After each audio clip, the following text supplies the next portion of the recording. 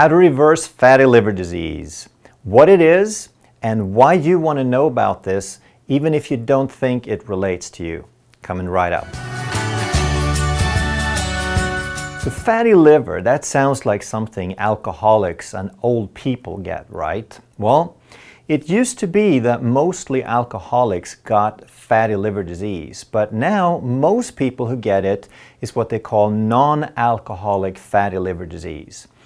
And we're going to talk about what the liver does and what the mechanisms are and why you really want to know about this. It is very, very tightly linked to insulin resistance. The mechanism is basically the same for the most part. Just like insulin resistance, it is a matter of degrees. So you could have a little bit of fatty liver or you could have severe fatty liver. Just like insulin resistance, you could have mild insulin resistance or it could progress all the way up to diabetes or insulin-dependent diabetes type 2. If we talk about mild to moderate to severe, we want to think about the liver as an organ that has a lot of reserve capacity. The body is amazingly adaptable, okay? It doesn't break down at the first sign of trouble. It starts to stress a little bit, but it has a lot of reserve capacity. It can deal with a lot. And the liver is one of those organs that could be 80, maybe 90% dysfunctional, clogged up, fatty, before it really starts breaking down, before it can't perform its job anymore, and before it starts showing up on blood tests. That's why this blood tests often give people a false sense of security, because you get a blood test and the blood test comes back and you say, oh, my liver enzymes are normal. Well, it's because the liver can still keep up. You haven't pushed it far enough into severe fatty liver that it starts to totally break down. And the end stage of liver disease is called cirrhosis. This is where you start getting scarring, and in these cases, it might even lead to cancer, and you'll be a candidate for a transplant at this point. But even if it never gets to that point, the greater the degree of fatty liver that you have, the more severe the health consequences. Just like insulin resistance, depending on how we define it, the official definition of insulin resistance is with an A1C over 5.7, and that puts over 100 million people in this country alone at moderate insulin resistance. The same is sort of true with this, that there's maybe 20, 30, 40% of people with severe fatty liver, but that probably puts a majority of the population at mild to moderate fatty liver. So I don't have exact numbers, but just judging on the prevalence of insulin resistance and how tightly the mechanisms fall together, then it's not too far-fetched to draw that conclusion. So let's talk a little bit about what the liver does. And the liver is an amazing organ. It is a chemical factory. It performs most of the chemical transformations that take place in your body. It's this little lump that sits under the rib cage on the right-hand side. It is between 3 to 5 pounds in most people. And it's a very large organ. It wraps around the whole side. And when people get liver problems and fatty livers, very often it gets sensitive and tender because it starts to swell and kind of stick out under the rib cage a little bit. So it does over 500 different things, over 500 different chemical functions and transformations and procedures. But we're going to just focus on two broad categories. And one is it takes all of the food that comes into the body and it processes it. So everything that you eat goes into the gut, and then it goes into a big vein that leads straight into the liver. It's called the hepatic portal vein. The main thing that it does is it takes sugar and turns it into glycogen and fat. Okay, it does a lot of other things as well, but for our purposes, we're going to focus on that because that's what drives this mechanism of fatty liver. So whenever you have excess blood sugar, the excess turns into glycogen, and when the glycogen stores are full, then the rest of it turns into fat. So with our modern diet, the liver has pretty much turned into a fat factory. That's all it does all day long, is just to turn sugar into fat. And that's what drives this insulin resistance and this fatty liver process. Other thing that it does is it detoxifies. And everything that you put into your body that's foreign, that's a chemical, that's a harsh substance, that's a foreign substance, the liver has to detox it. It has to take that poison and it has to transform it by taking stuff away and adding things, making it water soluble and harmless so that you can get rid of it. You can dump it in through the gallbladder into the gut, into the bowel, and eventually just expel it and get rid of it. The more the liver gets overwhelmed, the harder it is to keep up with all of this. So the mechanism is that whenever blood sugar goes up, insulin goes up. And insulin pushes the sugar into the cells, primarily into the liver, because that's where the food comes first. Then the insulin goes up, it pushes it into the liver. When the liver doesn't have room for more glycogen, it turns into fat. And then we eat more sugar and it turns into fat. And eventually this fat starts building up and the liver gets overwhelmed. Then, of course, the toxins, if we at the same time put in a bunch of toxins, then that makes it just that much harder because now the liver has more to do. It has more tasks to perform. And alcohol is another thing that turns into fat, and that's why alcoholics get fatty liver, because they drink a lot. But if you drink some and you eat a lot of sugar, now you're kind of creating the same effect there. Another thing we want to be aware of is all of the toxins. And this is something that didn't exist in our society, hasn't been on the planet for most of human existence. But now we have pesticides and herbicides and chemicals and plastics and chlorine and over-the-counter drugs. Over-the-counter drugs may seem harmless to most people. You pop a little pill for your headache or your fever, but over-the-counter drugs are responsible for 16,000 cases every year of acute liver failure. So we want to take these things seriously. And have you ever thought about why they tell you don't take Tylenol if you had a drink? It's because the burden increases, okay? If the liver has trouble dealing with one thing and you give it two at the same time, it's twice as hard. So now we have sugar and we have toxins and we have alcohol and we have over-the-counter drugs. And then they sprayed your lawn with pesticides and you breathe in something else and you have some chlorine in the water. Now there's hundreds and thousands of different sources that become a burden on the liver. Okay, so sugar is what drives it, but all these toxins are what makes it harder and harder for the liver to keep up also. The solution is kind of obvious. You want to add things that help the liver, nutrients and things that give the liver resources without becoming a burden. Eliminate all the things that become a burden.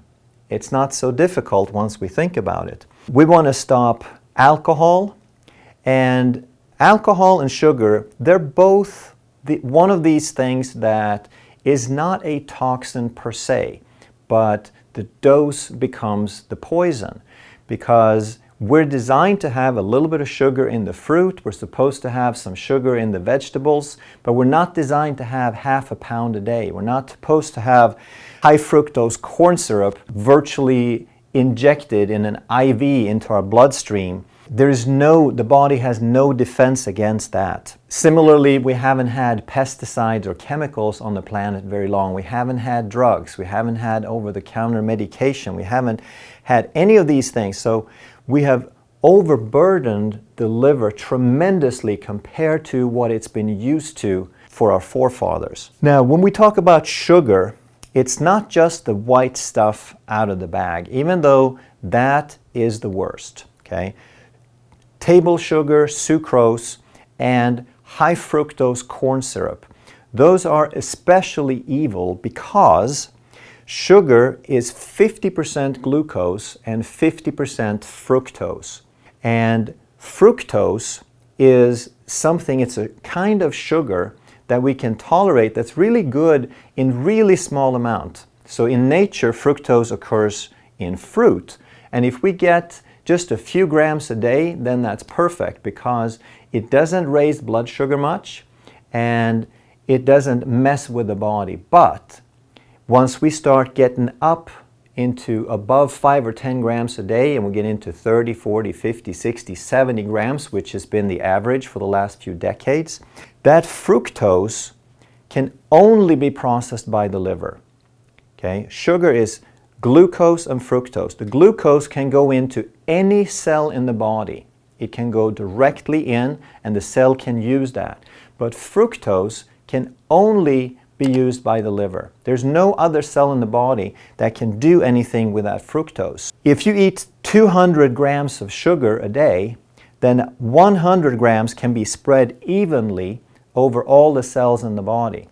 But 100 grams of fructose has to be metabolized by this one little organ that's about 3 to 5 pounds, which is maybe 2-3% of your body weight, that all of a sudden has to take care of half of the excessive sugar that you're putting into your body. So fructose, that's why fructose is the #1 factor in driving insulin resistance and fatty liver disease. Because it gets into the liver has to metabolize it, it turns it into glycogen, but as soon as the stores are full, it turns it into fat, but the sugar just keeps coming, it keeps coming. Fructose is especially evil because even though it doesn't drive insulin, it overwhelms the liver very, very quickly. The other sugars are bad. They're not as bad, but they're very, very bad because everything sugar, everything carb, especially simple processed carbs, but all carbs turn into sugar and they drive insulin. And insulin is what packs more of this sugar into the liver that turns into fat. So that's why you have to stop the alcohol and the sugar. If you have some amount of fat buildup in your liver, then you're pushing the process in the wrong direction and it cannot recover if you keep doing that. Then of course, drugs complicate it. They become an additional burden on the liver. So if you have prescribed drugs that you have to take, then you have to take those, but talk to your doctor if it's really necessary and start learning how to heal your body so that you can have that discussion and maybe get off of them eventually. The other thing that is an enormous burden, because anything foreign that the body doesn't recognize, the liver has to transform. And one of the worst things are man-made fats. So we're talking about anything hydrogenated, especially margarine and trans fats and shortening and things like that, but also the so-called vegetable fats. And I call them so-called because they're not made from vegetables, they're made from seeds and nuts. And they're requiring a very, very heavy amount of processing. When you turn corn and safflower and canola into oil, you have to process them with harsh chemicals, very, very high heat. And they turn out very, very different from the fats that occur in nature. And now they again become foreign to the body. They become something that the liver has to process and becomes an enormous burden on the liver. The good stuff then is everything that's not that. So good fats, those are natural fats where the molecules have not been altered. Those are things like olive oil, extra virgin olive oil, grass-fed organic butter, coconut oil. Those are wonderful, wonderful fats. They provide good energy without being a burden on the liver. And good fats, they're very satiating, they're very satisfying. They provide you energy without providing any burden. In addition to that, they replace a lot of the carbohydrates. So if you're going to cut back on carbohydrates that drive insulin and fatty liver, you need to replace it. And fat, good fats, natural fats, is the best source of energy that doesn't put a burden on the body or the liver.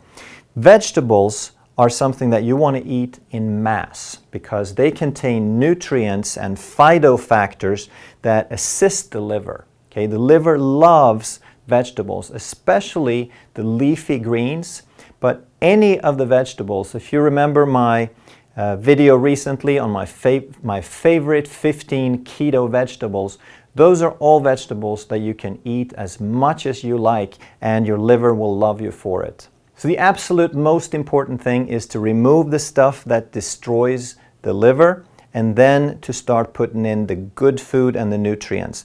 You can also give the liver some specific nutritional support. And these are things like turmeric or curcumin or milk thistle. In our office, we use muscle testing so that we can determine for each person exactly what is optimal for them.